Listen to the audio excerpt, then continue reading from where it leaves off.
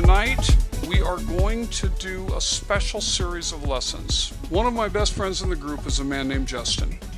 He lives on the East Coast, and he's been a trader for several years. He has been off and on profitable, but he's feeling like he just needs to get over the next hurdle to be profitable in a much greater way. Justin, what I want you to do is I want you to go to the profiles, drop down and open the Snap Euro. If any of the rest of you that are watching this do not have the Snap Euro, it is part of our full package plan, and it is right here in the profiles. Now, some of you are acquainted with the snaps. They've been around a while. Snaps are a 5-minute chart, a 1-hour chart, and a daily chart. What we're looking for is an agreement between the three charts. Now, you notice in these charts, the price is a line, not candles. And the reason is, the price is important, but more important is the red and the yellow line. So we need to not cloud up the whole page with candles. So it's 3 separate line charts with 2 moving averages in each one. There's a fast moving average and a slower moving average. What we're looking for is red on top, trend is up, red on the bottom, trend is down. Red on the top, trend up, red on the bottom, trend down. And again over here. Now the perfect storm for a trade is yellow on the bottom, red on the top, and the price above both. That would be a perfect buy trade. A perfect sell trade would be price below. As you can see here, the price is dropping right now, so this is working to catch up with the longer moving average and move across to the other side. The 2 left charts must agree. You definitely want them to both tell you the same thing. Right now they both tell us up, but this one's about to cross and be down. So that would be a time to sit out. But when you have both of these two on the same side, red on top, you can take a buy trade. Now, this is not an indicator that tells you to take a trade. This is an indicator that tells you when you shouldn't take a trade. And right now, the 5-minute is headed towards a cross, and the 1 hour is not headed towards a cross. So there's not really a trade in the next few minutes here. The other thing we're looking for is in the middle chart, the pink lines are Bollinger Bands.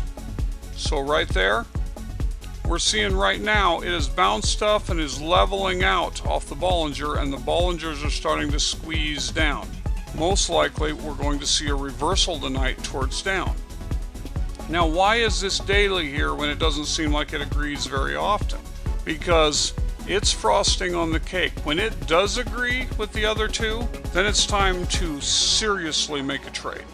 We look at all three and we say, the left two tell me I can make a trade. Then in the center one, there's one other factor. There's a bunch of lines here, and these are support and resistance lines. They are known as Murray math. You have in the center, let me scrunch it down, 2 green lines. That's the bottom and top of the trading range. In the middle of it is a major support and resistance line. On both sides of the trading range, there is a pivot point with major reverse.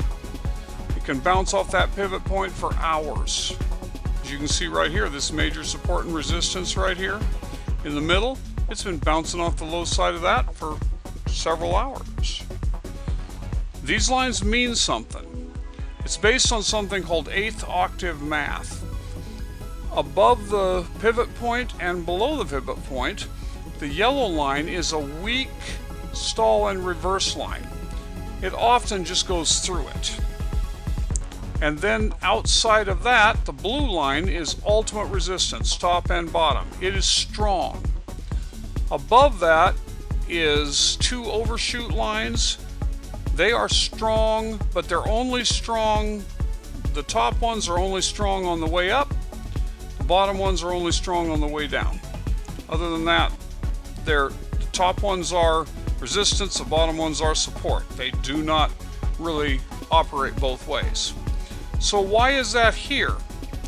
Because you're looking now to see a reason to take or not take a trade. So if these two agree, But right now the price is just below this major support resistance line. It is, well, not incredibly close. It's about 7 or 8 pips away.